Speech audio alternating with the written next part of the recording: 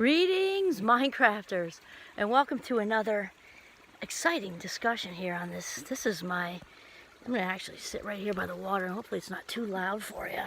Watching little G in the water there, having a great time. So, anyway, my name is Kimberly Quinn, and I just want to actually kind of continue the conversation about synchronicity, which is of course, the unexplained events, people saying things, doing things, just knowledge coming in, whatever, typically from other people or just seeing things that can't otherwise be explained. And it's not just, it's knowledge or whatever somebody says or does that's in sync with exactly, hence synchronicity, in sync with exactly what you need to hear or see or happen in that moment.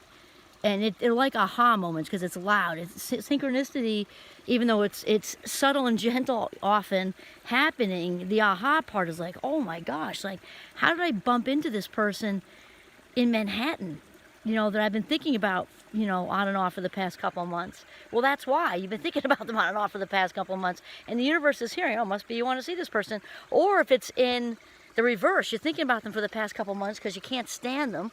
And they did something, they wronged you in some way. And guess who's going to bump into you then too? Same.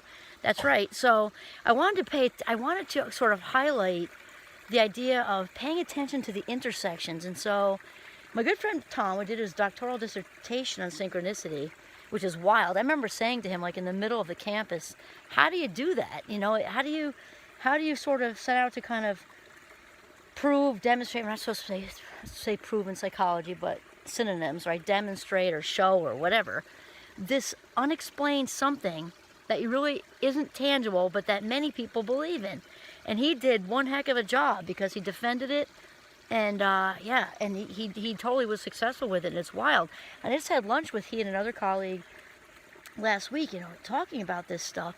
And one thing he talks about a lot with synchronicity is paying attention for the green lights and the red lights. And so I think of an actual traffic light or traffic intersection when you're sitting there and you're watching, and yellow means caution. I mean, it's just this ideal metaphor for when we're trying to figure out the direction in our life. We're talking to universe, God, source, whoever that is for you, and what we put out there, the universe responds to. You want more of something, more comes to you. You want less of something, less comes to you.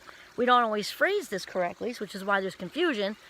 The universe isn't confused, we are, but paying attention to the green light. So it's kind of like if you're getting ready to get out of a relationship, and then all of a sudden, you bump into a friend you haven't seen for a while, and she or he or they say exactly what you need to hear, even if it's subtle. The person's you're talking about's name isn't involved in it, but it's so clear to you. That's all that matters.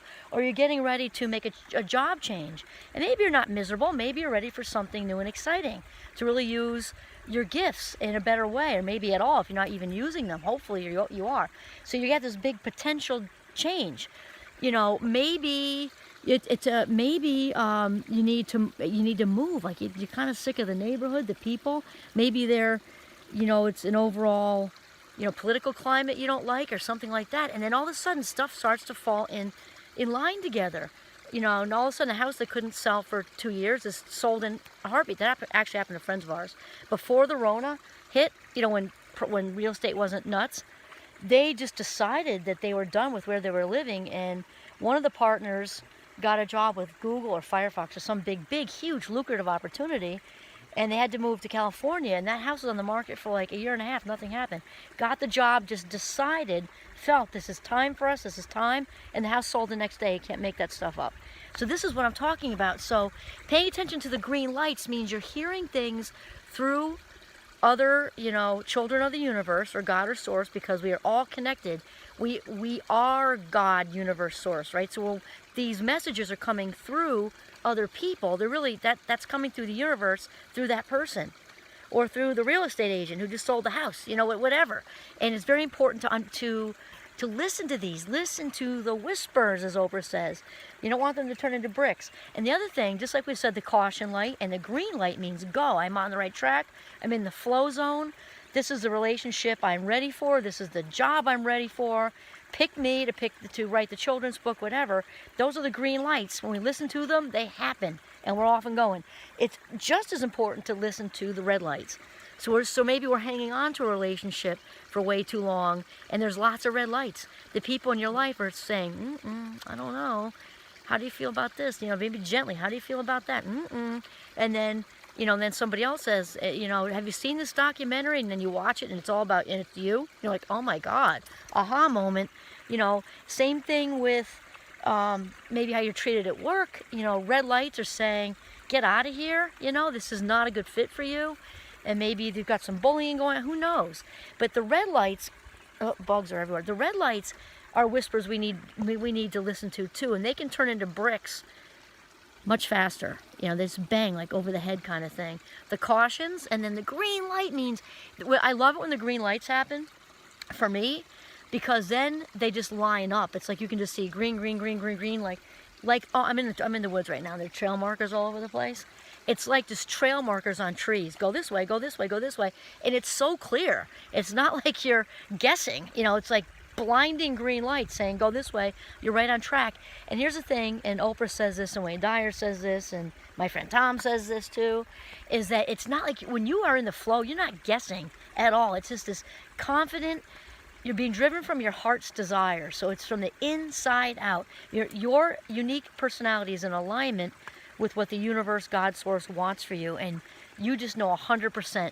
Just like you know when you're in love. If you have to ask if you're in love, you're probably not. It's just the way it is. Doesn't mean you don't love the person, that you don't enjoy spending time with them, but that, you know, hooked by Cupid thing, you just know. And it's the same thing with being in the flow, with doing what's right on your authentic path. You just know by how you feel. This is the right job for me, or this isn't the right job for me, or it's time for a change, or it's time to move, or whatever. You just know. And that flow zone, again, when you're living within inside your frame, and your gifts are lined up with the universe, what the universe wants for you, there is no stopping you. Okay, this is Kimberly Quinn signing off from the very buggy but beautiful northern Vermont. Have a mindful, synchronistic day.